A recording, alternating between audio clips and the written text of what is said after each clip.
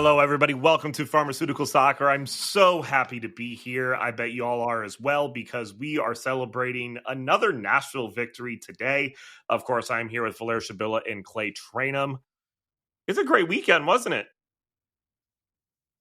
It's pretty good. Pretty cool.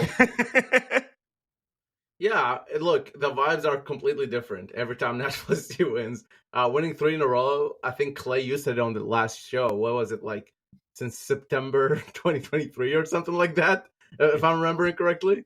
It's been a while. It's not just that they're winning. They scored multiple goals in 3 straight games, and that hadn't happened since 2023. And it hadn't happened in league games since 2022. I mean, it took Hani winning MVP for that to happen. So, like, pretty crazy. Steven, I understand you're in a hurry because you're trying to get to the airport as we're recording this. So tell us about your weekend, because at any point I'm expecting you to leave this show. Oh, no, I'm not in a hurry. Look, we got everything timed out. I'm ready to go. I had a really good weekend. I'm going to talk about your favorite topic here for a little bit.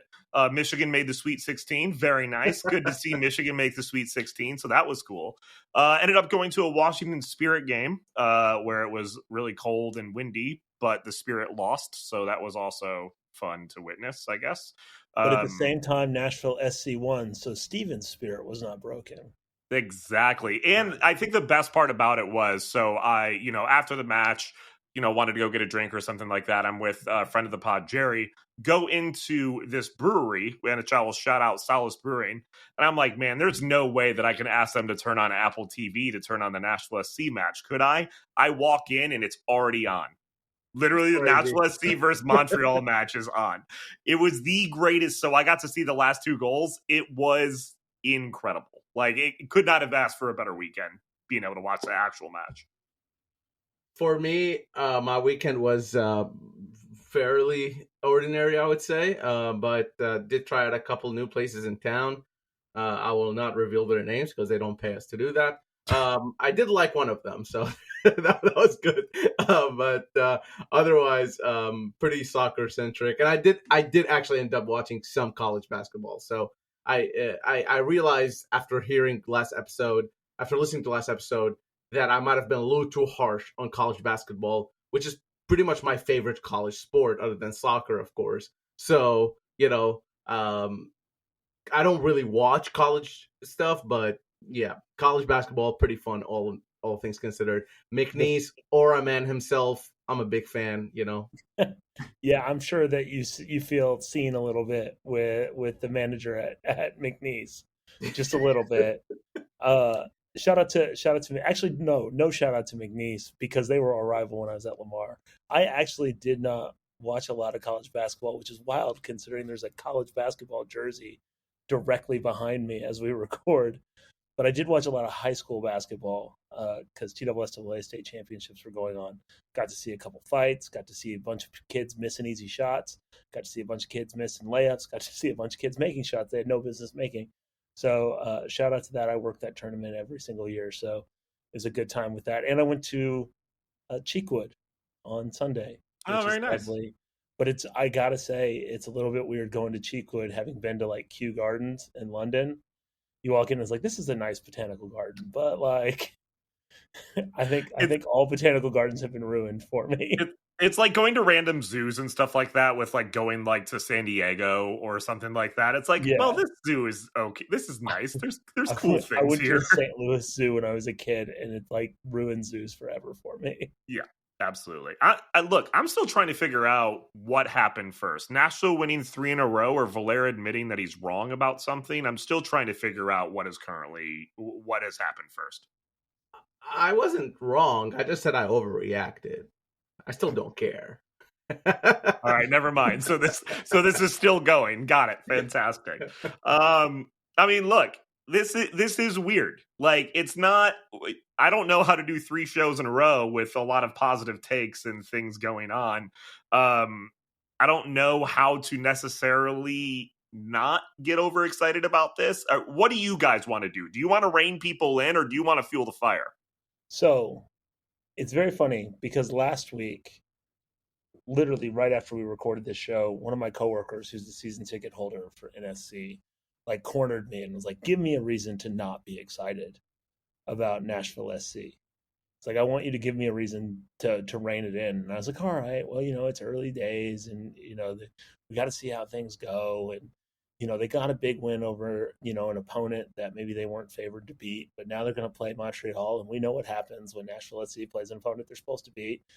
And well, let's just rein it in. And then you go watch the Montreal game. Now the first half, not great. A lot of stuff going on in the first half, obviously with the lights and electricity. But like at the end of the day, you saw a dominant Nashville SC performance at home, playing the style that they have been playing, and doing so without some of the bigger players from the performance against Philadelphia, from some of the other performances earlier in the season. And not only that, you saw kind of Hani Mukhtar recapturing it a little bit as well. And so you started to see the vision, I guess. And we've seen it over the course of the month, but like it really has crystallized, I think, in the last few weeks. And so I don't know that I'm going to tell people to necessarily like fully rein it in. It's still early days. Like that still does apply, but it doesn't seem fluky. Like this does seem like a team that is prepared to have a pretty good season. Yeah, and I think that's kind of what's bringing people maybe a little bit back into Geodis Park. I think that's something that we talked about at the end of last season, where it became really hard for people to be excited to go to Geodis Park. Yes, the BJ Callahan hire brought people in. Yes, maybe some of the changes, like or maybe some of the transfers or some of the players were exciting to see. But at the end of the day, Nashville SC just weren't winning, and they weren't winning in style. Even the wins they had were kind of hit or miss even at times, and that drove a lot of people out. And maybe we're seeing some of those people come in. They still haven't sold out Geodis Park this season. Again, they haven't had that many chances, so I don't want to. This is not a problem necessarily, but I do think it speaks to that sort of Nashville mentality when it comes to sport of like, you have to be good. You have to be good to get those sorts of crowds and to get those sorts of vibes. And I saw videos from after the match of like fans in the concourse dancing and drums going off and all that. And I just don't remember the last time Nashville SC had something like that. It's been so long since that has happened. Now, I know they've had it, obviously the Leagues Cup run was magical, all that. But like just in terms of fans going into a game, and you can feel it also in game, the fans were engaged.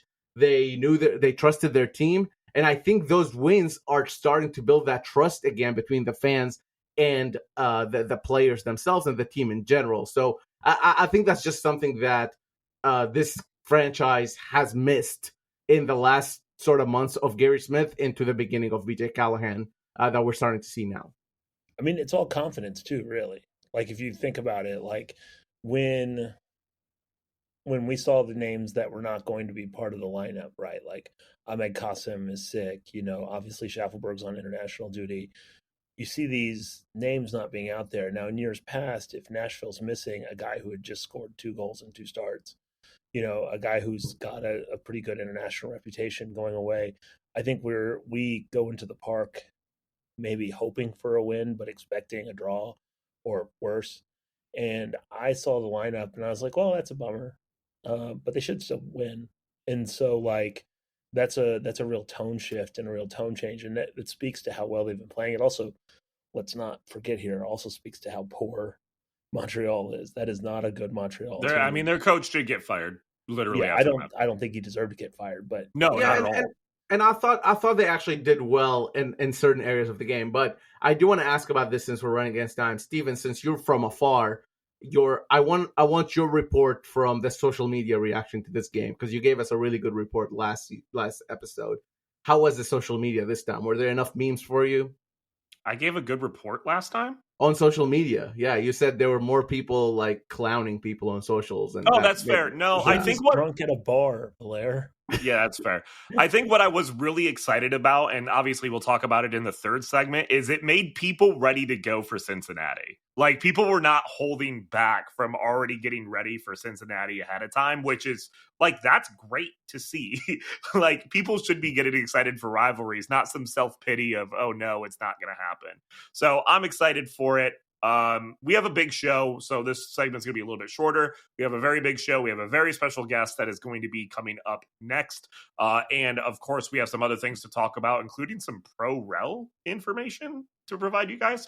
We're going to do the interview, though, next, right here on Pharmaceutical Soccer.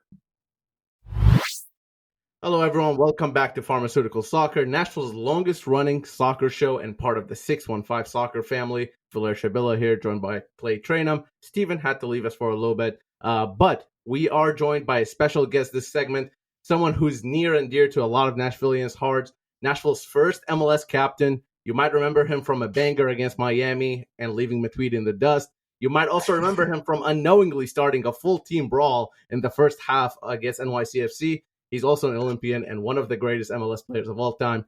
I can go on and on, but I'll stop. Most recently, he's the face of MLS Season Pass and DeMoine Menace's engine room. Dax McCarty, welcome to the show. Thank you. Wow, what an introduction. I appreciate about 95% of it, but the NYC brawl, I take umbrance with that. That was handled very poorly by the referee in that situation. And for my first ever red card, I have to say I'm still a little bitter about it. Those plays, 99% of the time, it's a yellow card for both players and a move on. There were no punches thrown. Still a ridiculous decision, but I digress, guys. I'm over it. I'm older now. I'm more calm. But anyways, I watched it this morning because I wanted to put it on this rundown, and I watched it this morning. And you're right. First and foremost, I do agree with your assessment. But that's why I added the words unknowingly. Because I don't think you knew you were starting a brawl. I thought you were just kind of trying to play the game. But that was absurd. That was absurd by NYCFC. But Maxi, that was maybe the shortest fight in professional sports history between me and Maxi Morales right there. I will let you know that this was someone I know very closely. This was their first NSC game, that game, and they said that the reason they became a season ticket holder was because of that fight. So I'm not. Hey, well, at least one positive thing came out of it. There you go. I will say this though, you're a guy that knows MLS rivalries. Obviously, you're a guy that's played on both sides of multiple MLS rivalries, which is interesting. If you're going to get a red card, at least it's a red card against NYCFC. Of all the choices. That's a good way to look at it for sure. I always had a little built-in extra juice for them, for sure. No question about it. So, Dax, thank you so much for joining us first and foremost. Obviously, you're a Nashville legend. I think everybody who kind of cares about this team or has watched this team, if there was a Mount Rushmore type of thing, I think your face will be on it. And I think one of the, maybe it didn't end in the best way possible or in the way that a lot of people anticipated, but and we'll talk about Nashville more kind of going forward. But so far for now, how are you enjoying this Apple gig? How are you enjoying this being media? Yeah, Valer, thank you. I appreciate that. Right off the top, Nashville fans have to know how special my time there was. 4 great years. I think it's surpassed all my expectations. Anytime you build a club from scratch, you want to have success out of the gate. And, I think we did that. I think we laid a really good foundation, and I think it all culminated there right at the end with the 2023 Leagues Cup, and being so close to winning the first trophy for the club was that was a bitter pill to swallow, not being able to win that penalty shootout. But nonetheless, a fantastic time that I had in Nashville. As far as the transition, it's been brilliant. I can't say enough good things about it. And I went back and forth on, do I want to coach or do I want to go into the media stuff? One thing I knew for sure was that I wanted to stay involved in the game. I love the game. It's all I know, really. And I've been, doing it my whole life, been a part of MLS for 19 years. So there was just kind of a natural progression especially with how great I feel like the Apple coverage has been. When those conversations started kind of whirling around, it just kind of was a no-brainer for me. And so I feel really comfortable. I'm really grateful to be able to step into a role that I'm loving, honestly, with working with people that I know and people that I respect and people that I think are really high-level, high-character individuals, but also great analysts. And so that's my dream. You know, my goal as a player was always to hold myself to the highest level of accountability, and now I'm trying to do the same as an analyst, and so it's been really fun. One thing we ask on this show every episode is, how was your weekend? And I am curious to hear about your weekend, of course, but I'm mainly curious to hear about, what does the travel look like? How do you make it all work? Yeah. I know I don't think you live in near the studio. Nope. So how is that experience? Yeah, it's been an adjustment, but it's also something that I think I'm used to. You know, you travel in preseason when you're playing, right? And so I took that travel away, which was awesome, to not have to worry about a preseason, which is a disaster in every sense of the word. I couldn't stand traveling for preseason. But now, you know, instead of traveling 17 weekends, you know, you add on those extra 17. So you're traveling, you know, for the 34 weekends, and then you just kind of you roll with it. You know, my day-to-day stuff during the week is a lot lighter. I get to spend a lot of time with my family. I get to spend a lot of time with my kids. I get to drop them off at school. I get to pick them up. I get to take them to all their activities. And we get to spend a lot of quality time together. And then on the flip side of all that quality time is the weekend, where you make your sacrifice to travel up to the studio in Connecticut and go to work. You know, that was what I dreamed to do. And so those are the commitments and sacrifices you have to make. I always look at everything as a little bit of a give and a take, you know, and I'm very lucky and grateful to have a supporting cast around me that I think is, you know, the best. My wife, some people here in Atlanta that are helping us out, and you know, all of that, I guess, supporting cast around you makes me be able to be more comfortable to go and try to do the best job I possibly can on the weekend. So the travel it's just comes with the gig, man. It's part of the job. And when you add into that travel, maybe some occasional trips with the DeMoine Menace, yeah, that probably disrupts things a little bit. Now, sure does. I'm the resident Open Cup nerd on this show, although Valera is catching up to me quite quickly. First off, now DeMoine did this a little bit with Sasha last year. Yep. At what point did it become like a Red Bulls / 2010s MLS All-Star situation for you guys? I was talking to the guys, said, man, if this team was put together in 2012, we would probably be MLS Cup favorites. But right now, we're just a bunch of old guys running around the field trying not to pull a muscle. Sasha had a great time last year doing it. And to be honest, I think it created a little bit of buzz. Maybe you guys, you know, Clay, you can probably speak to it more so than myself, but I saw all the stuff online. I tried to watch his game a little bit on YouTube and see him running around out there with a bunch of youngsters. So yeah, Sasha, he wanted to run it back this year with his good friend Benny Feilhaber. Benny obviously is in between jobs right now, and so you know they wanted to put their heads together and see if they could recruit some more experience. I'll try to be nice to us instead of saying old guys. I'll say some experience. And so we're in the studio one day, and you know Sash is just kind of picking our brains. Hey, would you guys consider this? Like, would you guys want to do it? Come on, like let's bring the glory days back. Like Dax, you just retired. You know, you should be able to play 90, right? And I was laughing at him. I'm like, dude, I haven't played a competitive game in 4 months, and my Ben and Jerry's intake has gone up significantly. You know, like give me a break here, man. But it all kind of worked out. I said I would play if you got Bradley Wright Phillips to commit, and you know, once we pulled Brad's ear along to do it, it just all the pieces kind of fell in place. The DeMoine Menace are a historic club, and look, we just wanted to bring more attention and more eyeballs to a great tournament. I love the Open Cup. I never won it, and that was a huge disappointment in my career because I feel like it's such a great tournament and it's such a great historical. You know, it has such great historical significance in this country. So I felt like we created a pretty good buzz around the game, and we're just trying to have fun and see how far we can take it. Now, I don't have the numbers exactly in front of me, but it's around 8 or 9. You are either the 8th or 9th player that's played for both NSC and the Des Moines Menace now. Wow. Now, usually it's the other way around. Like Kosuke played for the Menace. I did know. I got a text from Chris Redditch. He did tell me that him and Matt LaGrassa both played for the Des Moines Menace, and so I know two of them right there. Kosuke did, I believe, as well. Okay. And then there were a lot of guys in the USL team that played for the Menace when they were in college.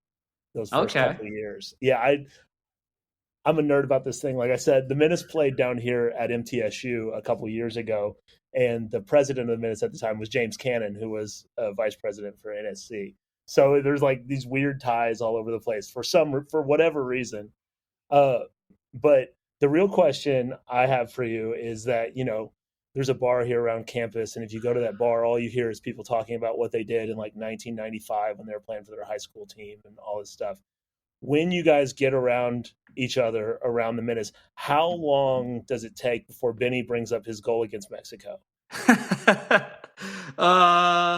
I think someone else brought it up, funny enough. Okay. I don't think Benny brought it up. I think someone else brought it up. But yeah, look, that's a legendary goal in any sense of the word. I mean, if you look throughout U.S. soccer history, man, I'm struggling to come up with two or three that are more iconic. Obviously, you have Langdon's goal in the World Cup, which is certainly iconic. Maybe the first goal ever that qualified for the U.S. for a World Cup, and then probably Benny's. I mean,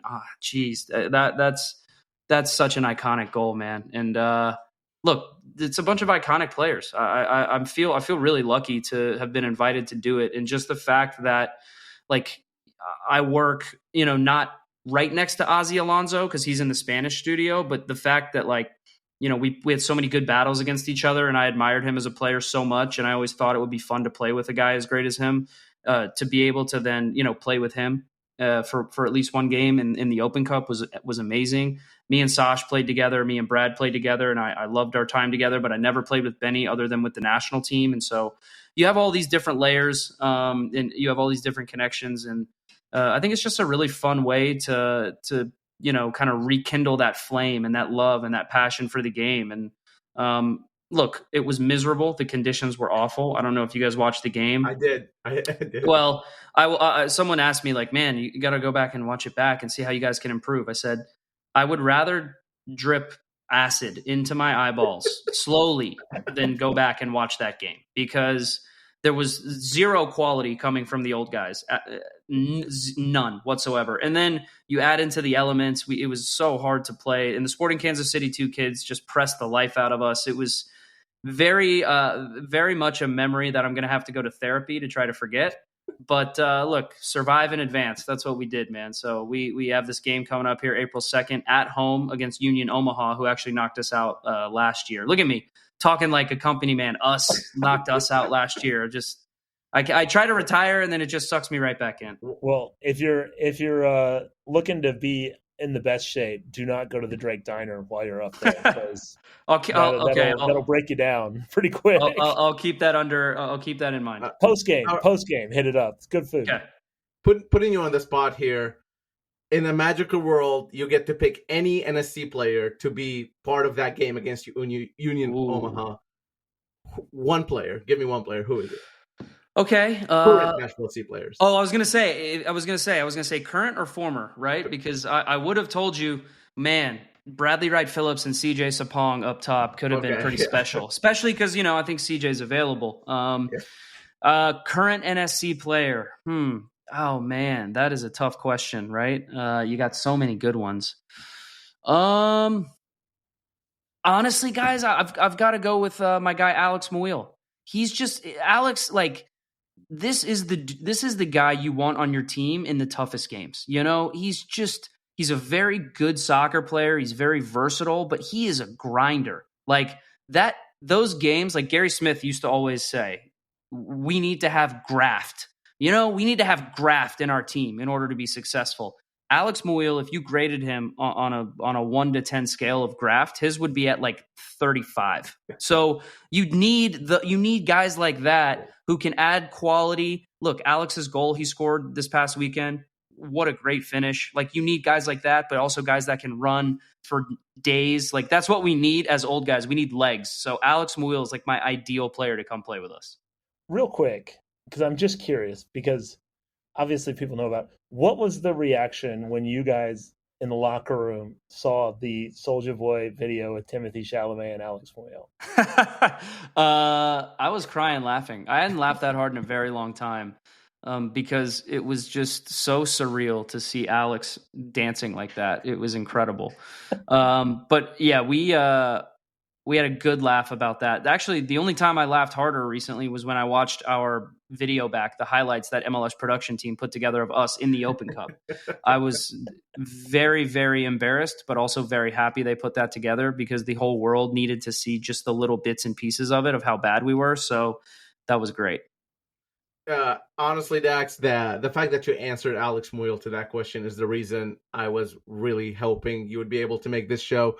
Because of this show, this show is like the Alex Muyl of MLS shows. You know, I love that's it. I love it. We work hard. 260 indispensable. Indispensable. That's what you are. Valaire is very big on the Muyl train. He thinks Muyle's going to be second on the team in goals and assists this year. So wow, that is bold. I love it. Yeah. Hey, honestly, doesn't look like the worst shout in the world right now. No.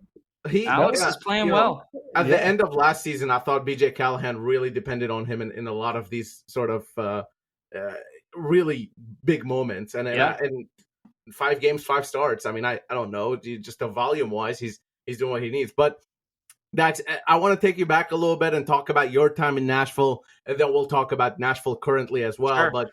But first and foremost, I mean, Nashville as an expansion club, you said it yourself. You came in not really knowing much. What is this going to look like? What is it going to be?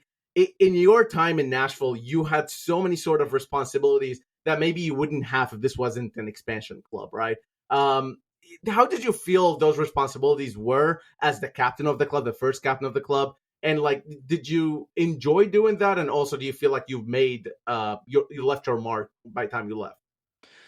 Well, I hope I left my mark. I think I did leave a mark, honestly. And I don't say this lightly, but the off-field stuff is almost as important as the on-field stuff when it comes to building a team.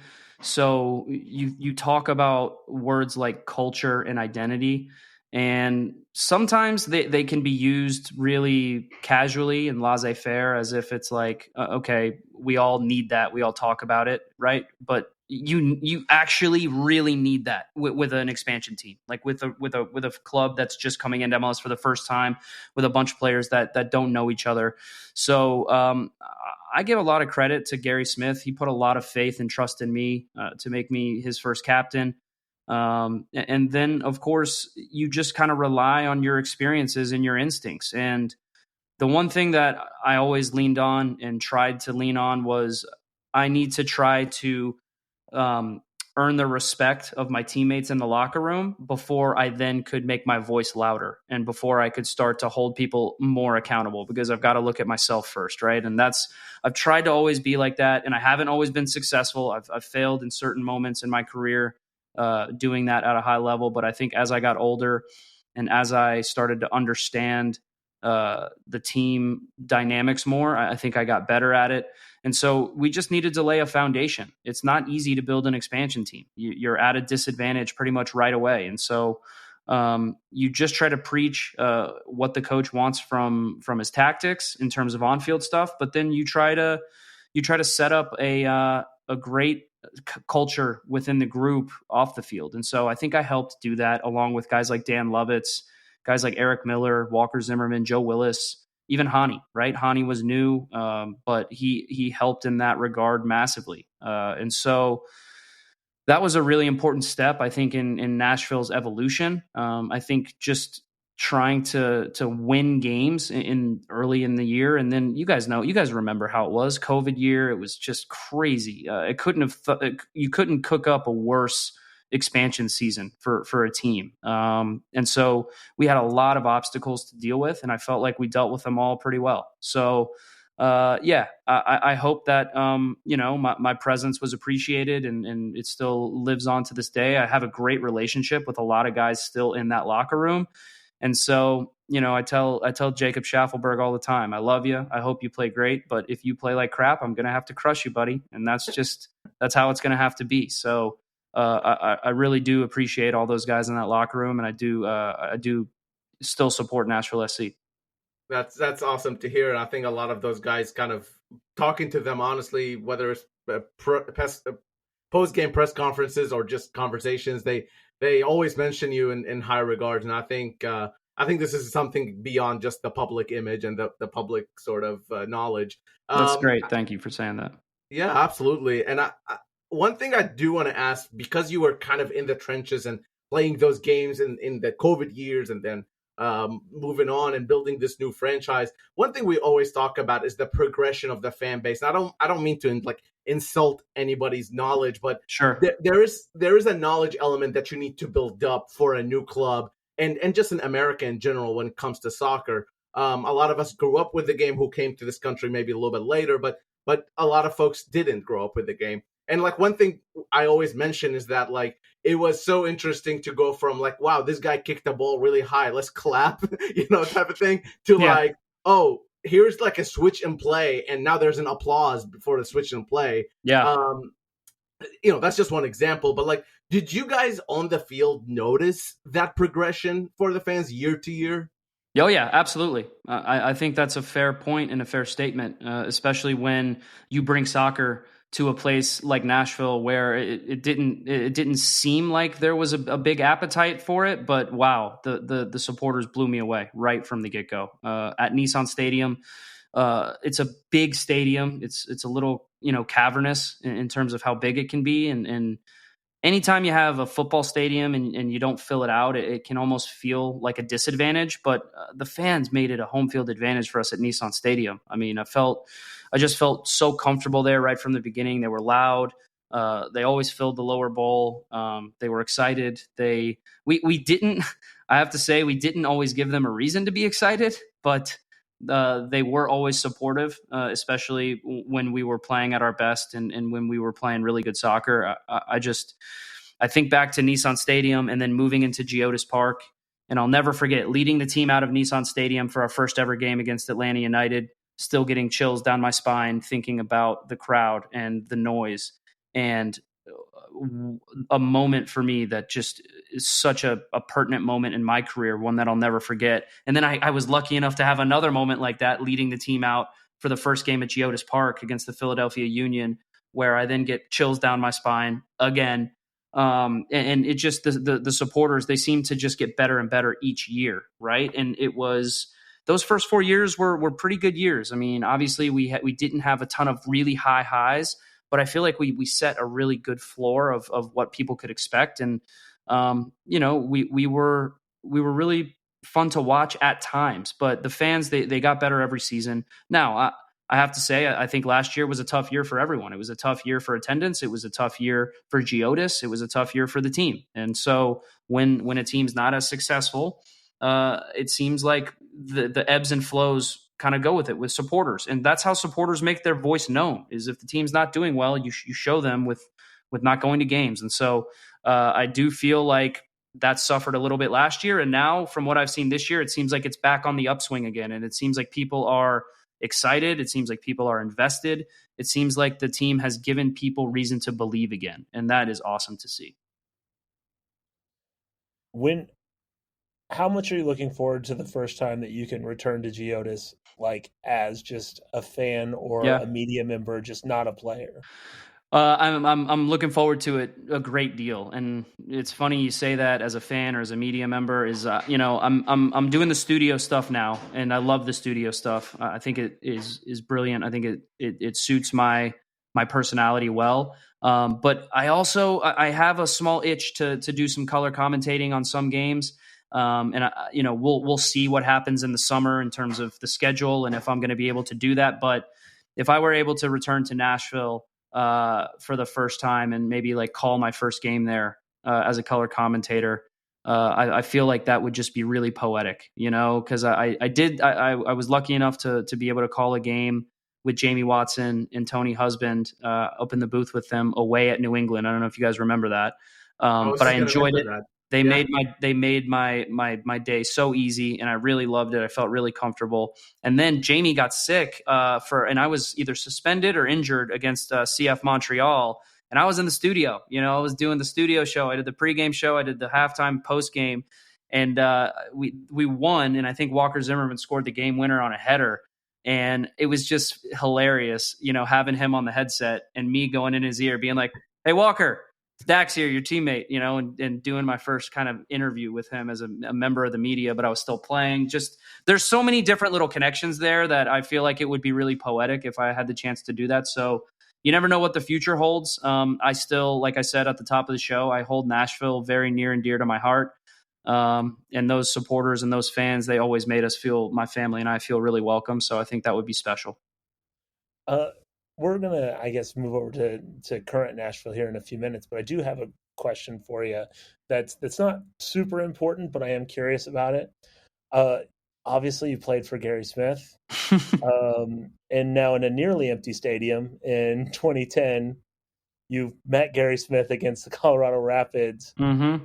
Did he bring that up immediately, or did he wait?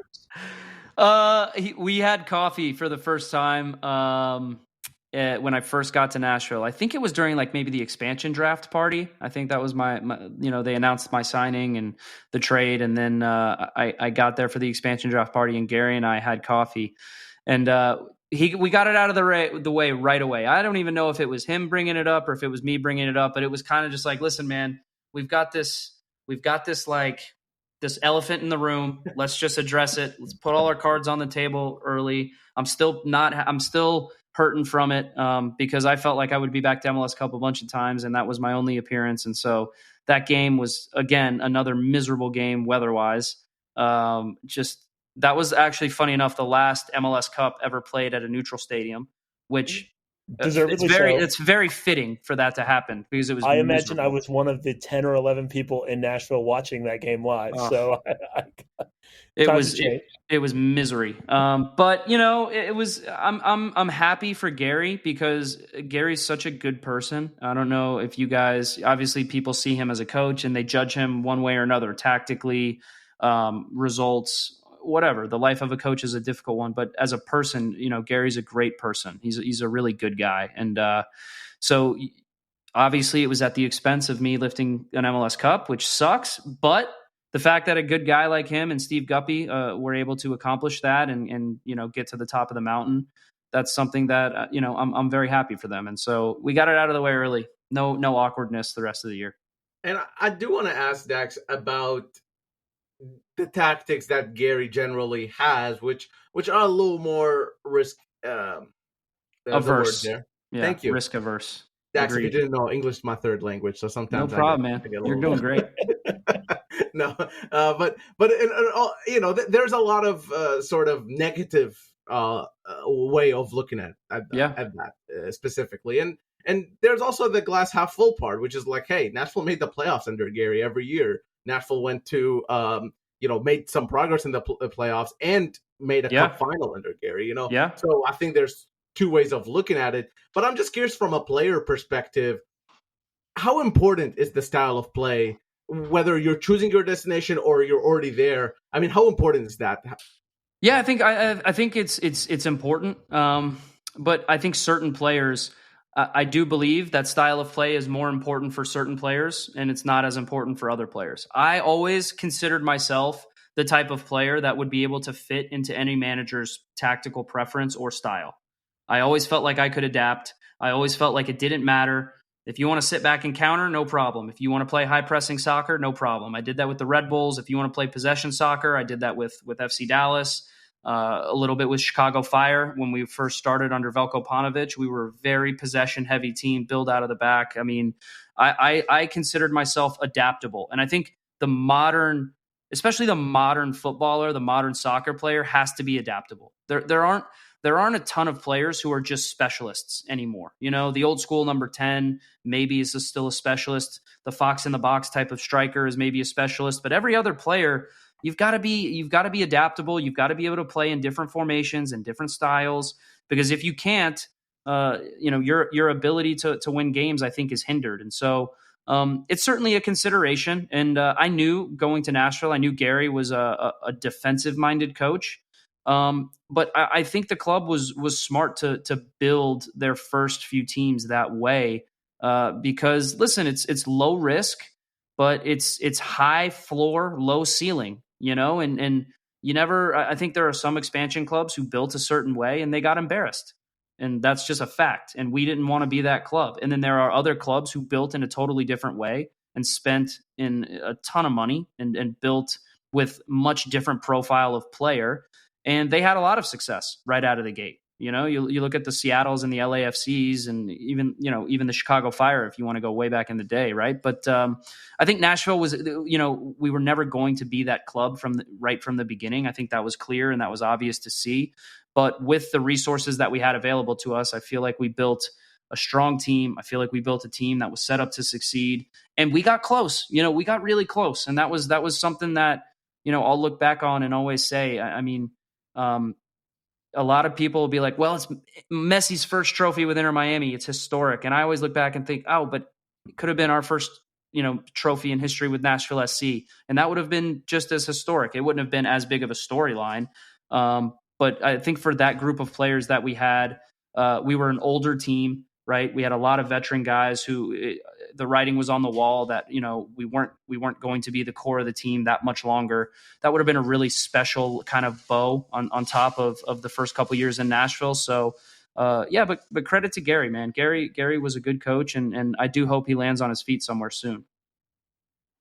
Now obviously Nashville goes through a huge change. They decide on the change, kind of halfway through last season, but and we don't really see BJ Callahan or Nashville SC take shape last season. I mean, we saw glimpses here and there. Yeah. And obviously you were playing, so maybe you didn't see as much. You didn't play against them. You lost and against Nashville SC, which is like an awkward thing, I feel like, because all the guys, it's the same guys, but it's not the same coach. But I remember interviewing you after that match in Atlanta, and I felt a little bad because you were watching the Special Olympics game, and I was like, I need to get this interview. But you had a really good sort of good outlook on what Nashville were trying to build and where they're going from there. And you kind of, I wouldn't say you knew exactly where they were, but I think you saw from that time that there are some building blocks being put in. Yeah. So what they're calling it here in market is Nashville SC 2.0. That's kind of the word that's being thrown around. Uniquely Nashville has been thrown around as well. There's just all these sort of different monikers maybe to describe it. But from kind of an outsider perspective in what you've been seeing in the studio, what are your first impressions of this new Nashville? Yeah, very positive first impressions. Obviously, BJ Callahan, he comes from the, let's call it a hybrid tree. Let's call it the Greg Berhalter, Jim Curtin tree, right? And so, I think he took his influences from both of those guys. He had success when he was interim coach with the men's national team, winning a Nations League, which was very impressive. And as we've seen recently, not as easy to do as maybe everyone thought. But that's a conversation for another day, guys. And so I've been really impressed with Nashville this year and what they're trying to accomplish. I would look at Nashville as almost maybe a Philadelphia Union under Jim Curtin reincarnated, and they play like a different system. So what I mean by that is that under Jim, he kind of made Philly famous for the diamond, right? He played in the 4-4-2 diamond, and they were going to press high up the field, and they weren't going to make things beautiful, and it wasn't going to be this tiki-taka style. It was going to be very direct, very narrow, and they were going to be great in transition. I see a lot of similarities with Nashville SC. The way that they play, the way their midfield sets up is different, but it's not so different, right? Instead of having one single pivot, you have two pivots who sit deep and they kind of try to orchestrate the game. But then they have, they play with two, let's call it number 10s who are very narrow. They don't necessarily play with wingers. They keep the game very narrow. The connections are very short. There's more short passing, and I think this is where BJ takes more influence maybe from Greg, is that – apologies. That's okay, bud. My little guy's here, so apologies. You can edit that out, I'm sure. But maybe more of the possession type stuff that I'm seeing from Nashville SC comes from the Greg Berhalter tree and what Greg's principles were. And so I look at it, if Jim Curtin's style and Greg Berhalter's style had a baby, they would be BJ Callahan style, and that's what he's building with Nashville SC.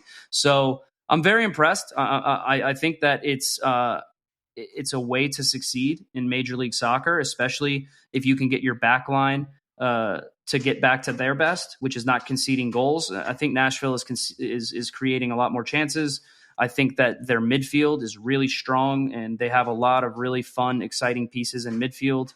And it just looks like BJ's getting a lot out of players who maybe stagnated a little bit last year. BJ's starting to get more out of them. And so I've been really impressed, especially with Nashville going to Philly, beating them, being the first team to beat them, and then coming home and beating a CF Montreal team that they should have beat, which you guys know as well as I do that Nashville SC, we tended to play up or down to the level of our competition. Beating a team like Montreal, who you should beat, it wasn't always a given in that moment. So BJ, he's put a lot more confidence in these players to go and take more risks, and I think that's really exciting for the players and for the fans. So we were joking last week is like Philly, Montreal, Cincinnati is like, all right, I expect Nashville to do well against Philly and Cincinnati, but Montreal, who knows? Yeah. And that's something that dates back to Toronto. But one of the things, and I appreciated watching MLS 360 over the weekend, you were waving the Nashville flag a little bit when maybe some of the folks weren't as high haters. on that. They're haters. But one of the things that sticks out to me, and you've been in this league for a long time, so you would kind of understand this. We've seen teams that change over their philosophy, change over their coaching staff. How many times have you seen it work effectively while not changing any of the designated players? Which I think is like an interesting wrinkle that BJ's been able to find a way for this to work effectively, at least so far, knock on wood, where the three highest paid guys on the team are still the main guys. Yeah, that doesn't happen often. It's a really good point. It's one that I hadn't thought of a ton up until you just asked that question. Whenever you have a new coach come in, they always want to put their imprint on the team and their stamp on the team.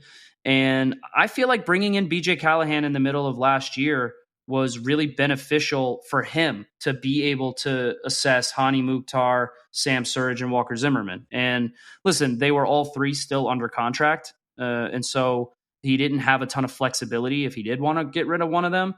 But I felt like last year was a really good runway for him to kind of assess them and see, how can I get the most out of them? Because all three of them are very good players in their own right. They're all elite at their positions in MLS in their own right. And so it's a really interesting point, Clay, one that I didn't think of, and one that I don't think it happens too often when you get a new coach coming into a team and he can say, hey, I want to take these three designated players who aren't my players, but I'm going to be able to use them and use them effectively. And so, listen, if you look at Hani, he traditionally has been more comfortable. Hey, bud, you got to get going. Sorry. Okay.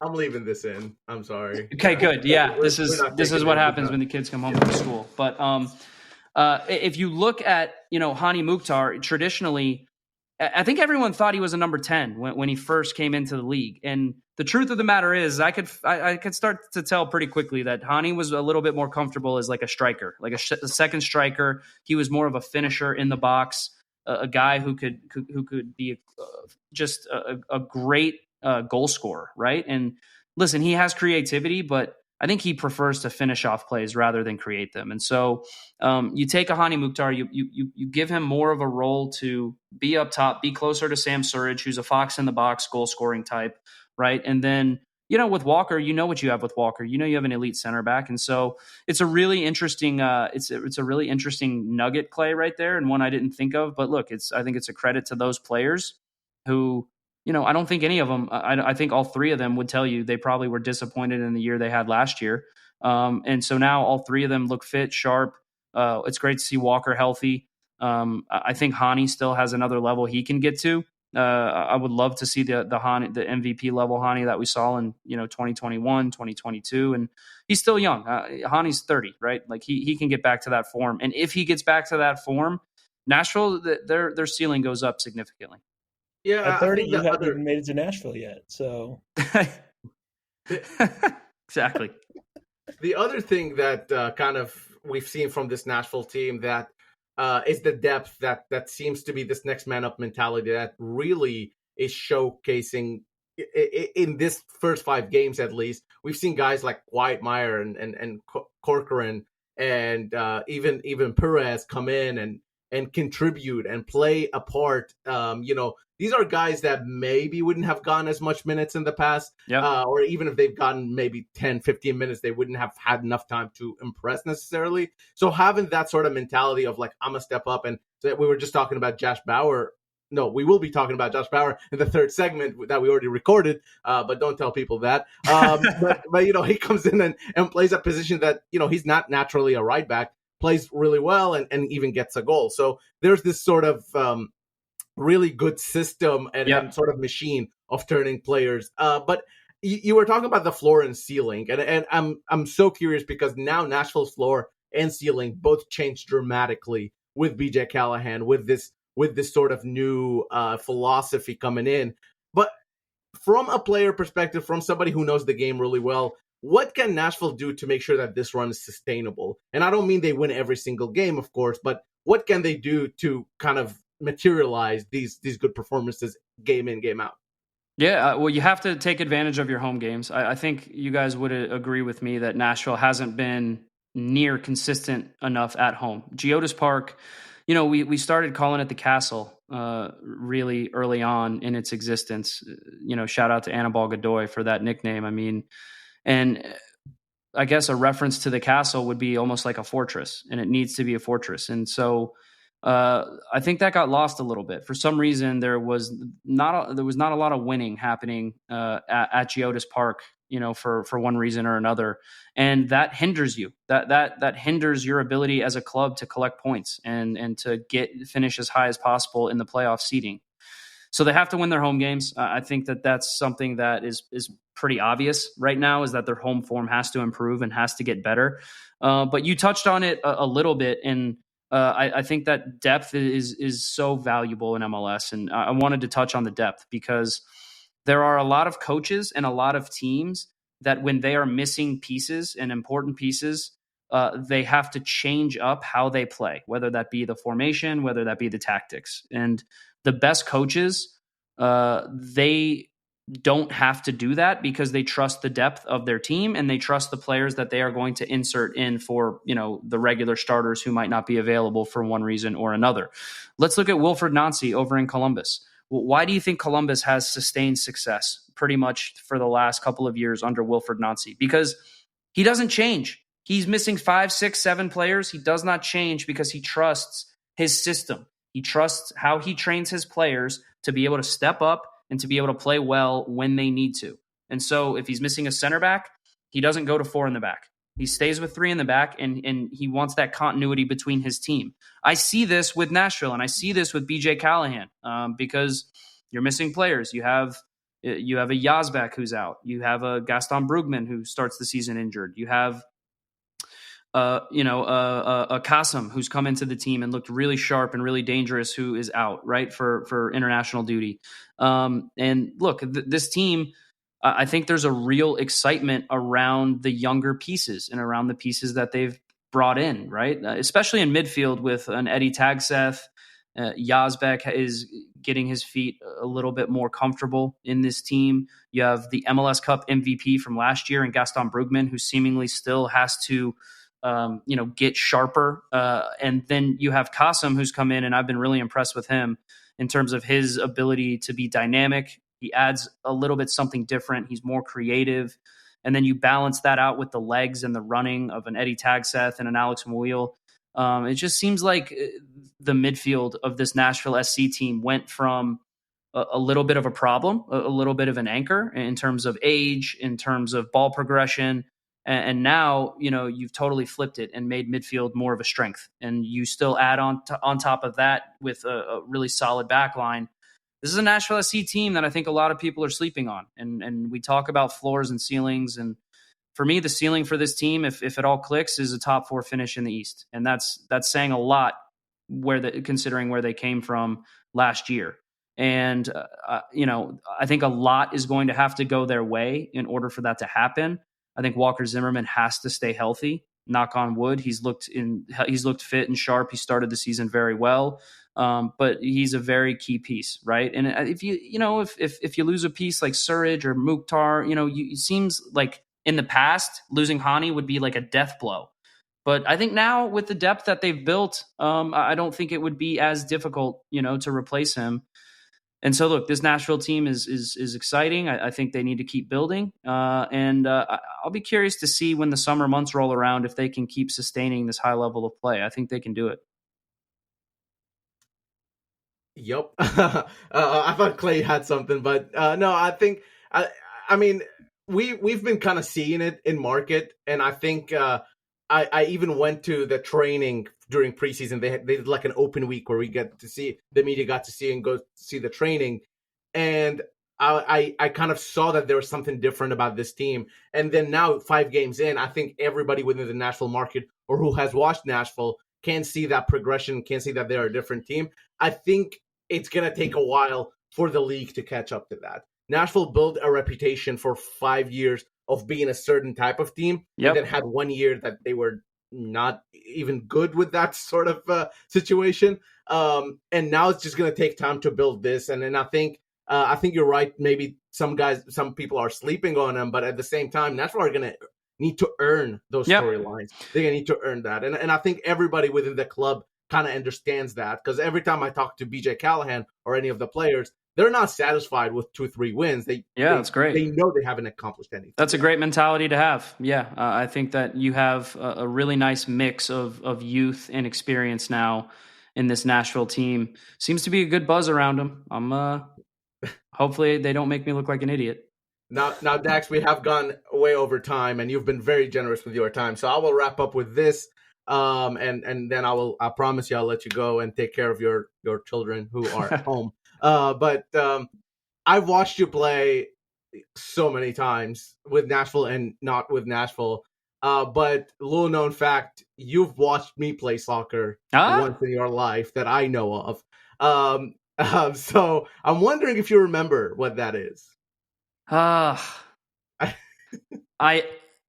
I don't. I mean, high school, maybe? I don't know. I don't remember. I love that. Definitely not high school. Okay, I was going to say. No, you might be younger than me. You're probably significantly younger than me. So you mentioned Chris Redditch, who were you at his field? Okay, yes. Okay. Now it rings a bell. Yes. So me and another. Okay, I got it now. I remember now. Steven, who also hosts the show. Yeah. He was there. And it's I don't think I put in my best performance. Okay, maybe that's why I didn't remember you. Yeah, maybe that's why. We were also all wearing masks, I'm pretty sure. I mean, this was like pure COVID. Right. Or maybe you were wearing a mask. I don't know. But I just remember, this is 5 years ago. I just remember, he was like, oh, I have a friend stopping by. And we were just kind of like using his field because we wanted to play some soccer. And captain of this Nashville team that I make a podcast about shows up, and I'm like, well, hang on, that's great. Just do that to me. That's awesome. Sorry, I hope I didn't make you nervous, but shout out Chris Redditch. What a legend. Yes, absolutely. It turns out the reason Valaire didn't play well is because you were there. I mean, normally he is like Iraqi Pirlo, and then you just showed up. I love it. Valaire, I'm gonna need to see some highlights on YouTube when I'm not there. Hey, if we ever do the media game, first of all, you're in my team, even because you're media now. It's like, I will fly you out to play on my team. I'm very much willing to do that. I'll buy the competition. Sign me up, man. Dax, thank you so much for joining us. This has been awesome. We love talking with you, and honestly, like, you have been one of the most important figures for Nashville SC. I truly mean that, both on and off the pitch. I think you've provided this organization and this market with something that a lot of people hold dearly. And I think you've definitely left your mark on this market. And we're just so thankful that you were able to join us for precisely almost an hour, even though I told you it was 20-minute interview. No problem, man. I appreciate you guys. Thank you for having me. And anytime you need anyone to hop on and talk shop, give me a call. Thanks, Dax. Appreciate it. Cheers, guys. Bye. And we are back right here at Pharma Soccer, of course, at Pharma Soccer on our Twitter, Facebook, and Instagram. You should also check out 615soccer.com. A lot of cool content and everything going on there. Thank you, Dax, so much for the interview, joining us. We truly did appreciate it.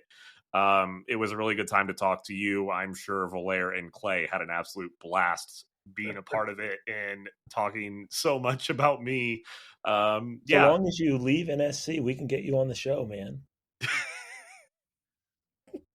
But anyways, look, of course, like we have Dax, we have a really busy episode. So we have some mailbag questions that I'm actually very excited to have some listener questions that we did want to answer on the show today. There will be more of them on 615soccer.com coming up later in the week. So please make sure you check out those mailbag questions there. But we're going to answer a few of them now. Clay, why don't you read the first one? All right. First off, and you can't even access our mailbag unless you are a Capo member on 615 Soccer. So make sure you go join us. Join us there and get on our Discord, and you can send in questions. So this one comes from Chris, who I believe goes by CWCRTR. I'm assuming that has to do with Alabama, that last part. And he says, player confidence looks noticeably higher through these first 5 games. Decisive movement, sharper passing windows, and more risk-taking in the final third.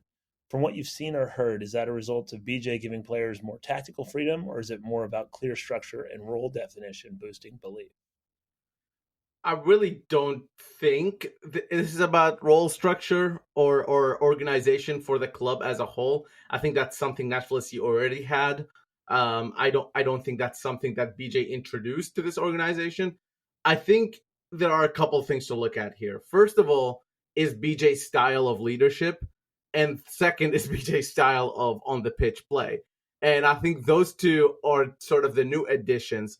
And I think there's something to be said about a new voice in the locker room, a new leader, someone to kind of change up the message, someone to provide some sort of hope for players who maybe saw their time, not being appreciated by the previous manager. And this is not a sly on Gary Smith or anything along those lines. It's just simple fact is when you are at a place for 4 years, 5 years, whatever it may be, and if you count USL even longer, then some things just become stale and some things just become another day, another routine. And here we are. When BJ Callahan comes in, I think a lot of these players are remembering, oh, shoot, I have to work for my spot here. And I think that's something that might start becoming missing from Nashville SC in the past. And we saw it at the end of the season. Brian Anunga played almost every single game under BJ Callahan. And at the end of the year, they decided he wasn't what they were looking for, and he was moved on. And Sean Davis, who didn't play as much and also was moved on. You have to earn your spot with BJ Callahan. And I think one thing BJ has done to ensure that what he's saying is not just lip service is give minutes to guys who he believed that who are ready, who maybe in the past just haven't gotten those chances and opportunities. So when you say you're okay with playing younger guys, or you're okay with playing guys who just earned it, and you go out and you don't do that, then I think there's some sort of mistrust and not believing in the message, to where the opposite's happening here, where BJ Callahan says, I will play whoever plays well, and it's based on merit, and you have to prove yourself, and you go out there, prove yourself in training, you get your chance. Now as a player, you don't have an excuse. And I think that's part of that. But also tactically, I don't want to, it's not just man management, it's also a tactical shift as well, to where these players are encouraged not to make mistakes, but to take risks. And those risks do cause mistakes, but that's not as big of a deal in this system as it was in previous system. And I think it's more than just BJ. He's not the only new voice in the locker room. I would say that there was, in some ways, a void of leadership in last season's team, which can affect, confidence. Obviously, Dax McCarty wasn't on the team, but not only that, like Anibal Godoy was hurt for a good chunk of the year. You had Walker Zimmerman away either through injury or international duty. Like, you had a locker room that was in flux with the senior leadership that was within that. And so you've got now a new voice on the manager side, and now you've got new voices, kind of popping up within the locker room. I mean, Valair did an interview series with Huntsville and mentioned Yazbek as one of the leaders at Nashville SC. He just joined the club last year. And so I think that it's interesting seeing the voices that emerge and how that affects, obviously, the confidence within the team as well.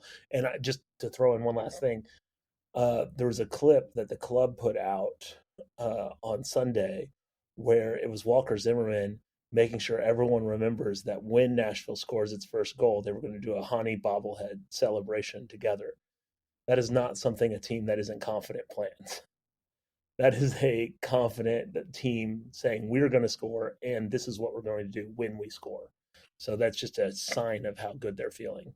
Yeah, and like I think, it's one of the things you don't see a lot of managers that are around for 10, 15 years anymore, because Valera's right. The message sometimes gets old. Like Gary Smith is not a bad manager whatsoever, but sometimes with the same team, same people, the message gets old and you kind of need some sort of refresh. I think some of these players needed that ability, that freeing kind of refresh ability to, have fun playing the game again. And you could see it with a lot of the players that they brought in. Jim Curtin, literally a manager that helped build BJ Callahan, got fired at the end of the season last year. Everybody was so shocked about this. Look at Philadelphia right now, killing it, even though they can't beat us, but still killing it. So it's one of the things where it's a little bit of both. I don't think there's an easy answer for it, but I do know that refresh did help the team. Valère, next question. Yeah, this is from Matthew. Shout out Matthew. I want to know y'all's thoughts and insight on how Bauer played as right back in absence of Nahar. Aside from the goal, what else did y'all see? Well, I will say that Matthew knows a little bit about the pains of trying to replace a right back, as he is a massive Evertonian. And it's just worth noting. I think that Josh Bauer is one of the best stories that Nashville SC has had over the past few years. It's kind of gone under the radar. This was not a guy who was ever really supposed to play more than a year or two at Nashville. And he has taken hold of every opportunity that he's been given and done better than a lot of people probably would have expected out of him when he first joined the league. And so I was not surprised that, he slots in at right back, does a job. He does get a goal. I was a little bit surprised about him getting a goal, but it's not something that he doesn't have any ability to do. He's prone to pop up in good spots at times. So it wasn't totally surprising that he got a goal, but it was definitely deserved. This is a dude who has grafted, who has done every possible thing that he could do to lock down a multi-year career in MLS when a lot of people in his position do not. And that is not something that anyone should look over when they talk about him. I don't think that he's ever going to be a regular starter, but he is as good as you can get from a guy who can play multiple positions on the back line for a pretty cheap rate. And then in terms of the right back situation, I think he plays it very differently than Andy Nahar. And we asked him about that in the post-game presser. So I'd encourage you to go back and listen to his answer. But he's aware of that. He's aware that he doesn't play like Andy Nahar. And he said, I'm not trying to be like Andy. And that's okay. You want different ways of playing positions. Not everybody's going to be at the same quality, but more importantly, not everybody's going to have the same skills. So maybe he plays it a little bit more defensively. He was still going forward. But obviously, one of the things that Bauer gives you is height and being able to score that goal, where Andy Nahar maybe scores a different goal. So it's a little bit more. I think his natural position is still center back, and I think I trust him more in there. And I think going forward he'll probably play more there. But it's not a bad third option for a right back for a team to have, and third option for center back as well. Awesome, Clay. Last question. Yeah, so I just kind of alluded to this a few minutes ago. It says, this one's from John. He says, we got to see a new bobblehead goal celebration on Saturday night. What would you rate as your top NSC goal celebration so far in our club's history? This is a good one. I have my own personal one that I like. I want to know what both of you have. I feel like there's so many that I'm just missing. I got a couple, I guess. Go ahead. What? No, I want you guys to tell me. I want to know what you guys are thinking. I think the one that most people recognize is the Johnny Cash group celebration at the Flag, with Walker singing and everyone having their role in the band. I was trying to think of some of the good USL ones, but I was usually losing my minds during the USL goal celebration. So and Producer and Joel in the Joel background just had one of decided mine. to hop in with the Big Bird, and so like that's the obvious choice from the USL. But I do think that Anibal Godoy parking the bus was a fun one back in the early days of MLS. I was trying to think of this, and honestly, I don't remember many of them. Like, I feel like there's some obvious ones that I'm just missing. I don't know. Maybe I'm overthinking this. Valer, there's one that you really, really liked that I'm actually shocked that you don't remember, because I believe you asked him the question specifically about it. Oh, yeah, the taco one from Alex Muyl? No, that's not even the one I'm thinking about. What are you talking about? The turtle celebration by Teal. Yes! Oh my god, I love the turtle celebration. Shout out Teal Bunbury, man. He does like this thing with his hand. It's like a turtle. And I had to ask him. No. Please put your hands back up. What in the hell was that? That's what he does. No, it's literally just your two hands. No. Oh, I don't know. It's anyway. This is great for an audio medium, but Teal Bunbury, great celebration. I also, huge fan of, the salute. What about the Tommy Rub? Alex Muyl, Tommy Rub. Yeah, that was the taco one I was referring to, because I think I asked him about that too. I just asked about celebration, turns out. That's good. Well, hey, thank you guys for those questions. We'll have more of those. And again, check out the 615 Soccer. What was yours? You didn't answer yours. I guess this whole thing, you want to hear ours, and you didn't answer yours. Well, because they were done. So Big Bird, obviously, USL Big Bird for me is going to be, I mean, the fact that when that was done in front of the Bailey in Cincinnati, it wasn't even known as the Bailey by then. Wasn't even known as the Bailey, but yeah, especially for this week as well. But then I love the turtle celebration. It's so good. But yeah, check out 615soccer.com. I'm sure there will be more mailbag questions there and things to answer. A couple other things that we do want to bring up before we do close out the episode. Woobens Pacius is getting huge props in Tampa Bay from his coach. I think Tampa Bay is one of the best teams in USL's just existence, pretty much. So the fact that he's getting praised there, I think, is something that should be talked about. Do you think we see him recalled before the end of the season? No, I think simply what plays against him, and we talked about this to the Huntsville folks as well, because he played in Huntsville last season, but I think what plays against him is really that international slot. I really think he would be with Nashville SC if he was a domestic player. And I think, now don't quote me on this, but I think before the start of next season, he will have secured a green card or a permanent residency to where he will be able to not have to occupy an international slot. I will say the reason he went to the Tampa Bay Rowdies is because it is more challenging there. And he wanted to challenge himself, and him and his camp thought it was best for him to not spend another season MLS Next Pro, which is still a challenging league, but obviously is not as big, as good as playing against grown men in USL Championship trying to earn a living. And I think he wants to prove himself there like he did in the Canadian Premier League. And so just to clarify on what he said, Robbie Nielsen, who's the Rowdies head coach, they won 2-1 over Miami FC, and Woobens scored in that game. And he said afterwards, if you can get Woobens in that area of the box, I think there's nobody better in the league at finishing, which is quite a compliment for a player. And I think that that is Nashville's going to need at least one striker in the offseason. So hopefully he's one of them at the end of this year. So keeping in the USL, Steven. I don't want to talk about do we have to talk about this? That's fine. We can talk. Well, here's the thing. I feel like we could literally spend a whole episode on this, and we decided to throw it in at the last bit of this segment specifically.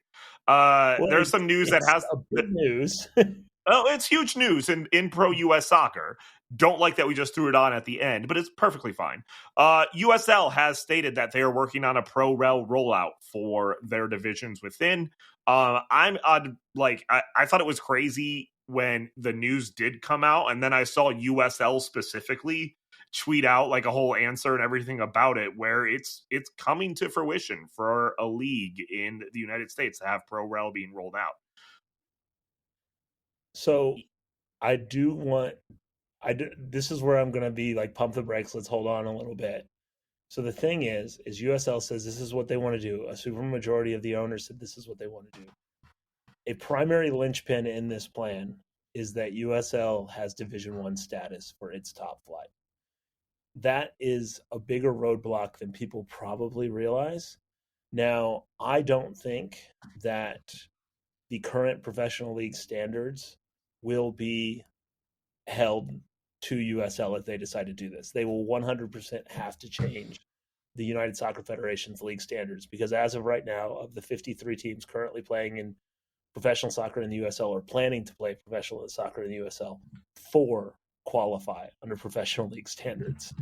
So there's no way that they would be able to get to 12 teams by 2028 and 14 after that. So 14 3 years later. So I do want to, folks have getting really, really excited about this, and it's a thing to be excited about, but this was clearly a PR move to get popular sentiment up so that they could have a better hand to play with when United States Soccer Federation talks to them about Division I standards.